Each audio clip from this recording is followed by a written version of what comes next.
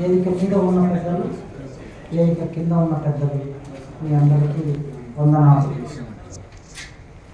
నేను ఈ పుస్తకంలో ఏ కథను చదవలేదు కనుక తర్వాత ఇంకేదైనా సందర్భంలో మాట్లాడవచ్చు. ఎందుకంటే సార్ సతీశ్చంద్ర సార్ చెప్పినట్టు ఈ పుస్తకం ఇప్పుడే నేను చూస్తున్నాను. సాఫ్ట్ కాపీ నేను పంపించాను కానీ చదవలేకపోయాను.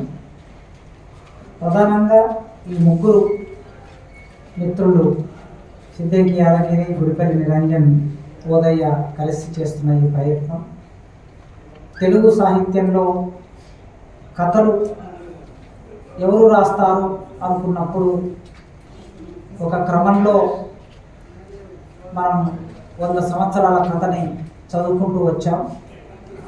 కానీ కింది వర్గాలకు సంబంధించిన కథ వస్తూ సాహిత్యంలోకి రావడానికి చాలా సమయం పట్టింది.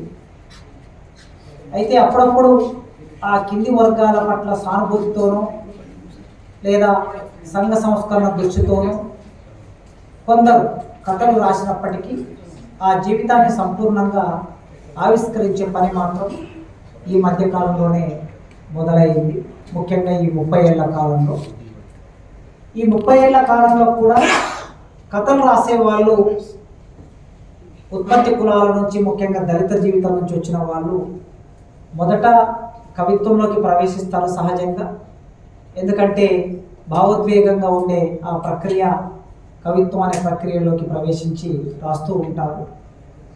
మెల్లగా కథలోకి ప్రవేశిస్తారని అంటారు సాహిత్యంలో. 50 ఏళ్ళు నిండిన తర్వాత మెల్లగా కథను బాగా రాస్తున్నారు వాళ్ళు. కానీ అట్లా కాకుండా ఇప్పుడు కొత్త కళలు ఈ కథలోకి ప్రవేశించాయి. ఇది 5వ పుస్తకం అనుకుంటా. నేను రెగ్యులర్గా క్రమం తప్పకుండా తీసుకొస్తున్నందుకు ఈ ముగ్గురు మిత్రులకి అభినందనలు తెలియజేస్తూ, తప్పనిసరిగా ఇంకా విస్మరణకి గురైన జీవితాలు కథా వస్తువుగా మారటం కావచ్చు, లేదా ఆ జీవితాల నుంచే వచ్చిన వాళ్ళు రాస్తే ఇంకా ఎంత చిక్కగా ఉంటుంది కథా నిర్మాణం. శిల్పం అనేది ఎట్లా ఉంటుంది, వస్తువును ఆశ్రయించే శిల్పం ఉంటుంది అనే విషయాన్ని చాలా సందర్భాల్లో మనం చదువుకున్నాం.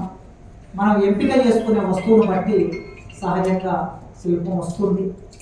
అయితే ఈ వర్గాలు మౌఖిక వారసత్వం నుంచి వచ్చినాయి కనుక, అల్లిక వారసత్వం నుంచి వచ్చినాయి కనుక, అల్లిక వారసత్వంలో ఉండే ఒక టెక్నిక్ చాలా అద్భుతంగా ఉంటుంది.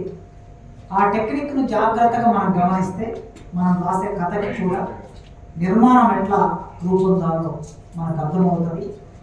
విదేశాల కథలు చదివి, ఇతర భాషల్లో వచ్చిన కథలు చదివి, లేదా మన భాషలో 100 ఏళ్ల కింద నుంచి వచ్చిన కథలు చదివి రాయటం, వాటన్నిటిని చదవటం వలన మన అధ్యయన సంస్కారం పెరుగుతుంది, జ్ఞానం పెరుగుతుంది, ఒక పద్ధతి తెలుస్తుంది.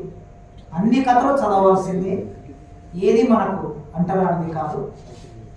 అయితే ఆనాడు వచ్చినటువంటి కథలన్నింటినీ చదువుతూ ఉంటాం. కానీ కథ ప్రత్యేకంగా ఎప్పుడు నిలబడుతుందంటే ఒక ప్రత్యేకమైన టెక్నిక్ ఉన్నప్పుడే కథ నిలబడుతుంది. ఆ ప్రత్యేకమైన టెక్నిక్ ఎక్కడ ఉంటుంది అంటే, మనకు ముందు రాసిన రచయితల టెక్నిక్ మనం తీసుకుంటే అది ప్రత్యేకత కాదు. కనుక ఇప్పుడు ఈ కథలు రాస్తున్న వాళ్ళందరూ ఈ పుస్తకాలు గత 5 సంవత్సరాలుగా వీళ్ళు తెస్తున్న పుస్తకాల్లో ఉన్న వాళ్ళు ఉత్పత్తి కులాల నుంచి ఎదిగినటువంటి ఈ తరం రచయితలు. వారికి ఒక టెక్నిక్ ఉంది. వాళ్ళ అమ్మమ్మ, వాళ్ళ నాన్నమ్మ, వాళ్ళ తాత, వాళ్ళ అయ్య చెప్పిన టెక్నిక్ ఉంది. ఆ టెక్నిక్ను జాగ్రత్తగా పట్టుకొని కథలోకి తీసుకొస్తే అద్భుతమైన కథలు వస్తాయి. జీవితము సార్ అన్నారు కదా, ఇప్పుడు అక్కడ శిల్పం అక్కడ ఉన్నది, మన జీవితం ఉన్నది అని అన్నారు కదా. కుటుంబరావు గారు ఒక సందర్భంలో రచనకు సంబంధించిన పద్ధతులు, రాసే పద్ధతులు, టెక్నిక్ వగైరే విషయాలని మనం దగ్గరికి ఒక మనిషిని తీసుకొచ్చి నేర్పొచ్చు. కానీ ఆ మనిషికి జీవితమే లేకపోతే జీవితాన్ని అయితే తెచ్చియలేము కదా అన్నాడు ఆయన కుటుంబంలో. కనుక జీవితం లేని స్థితి మనకు లేదు. ముడిసరుకు మొదలు అదే కథకి. ఆ ముడిసరుకు మన దగ్గర ఉంది.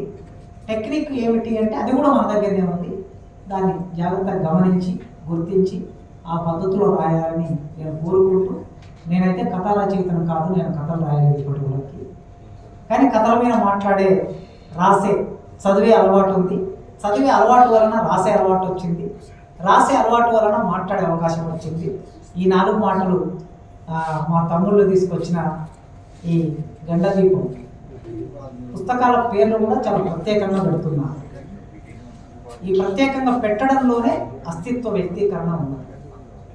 రొటీన్గా ఉన్న పేర్లు పెట్టడం కాకుండా ఈ జీవితాల నుంచి వచ్చిన పేర్లని ఎంపిక చేసుకోవటం అనేది ఈ జాంబవ సాహితీ నడుపుతున్నటువంటి తమ్ముళ్ళు మరింత ముందుకు వెళ్ళాలని కోరుకుంటూ నమస్కారం.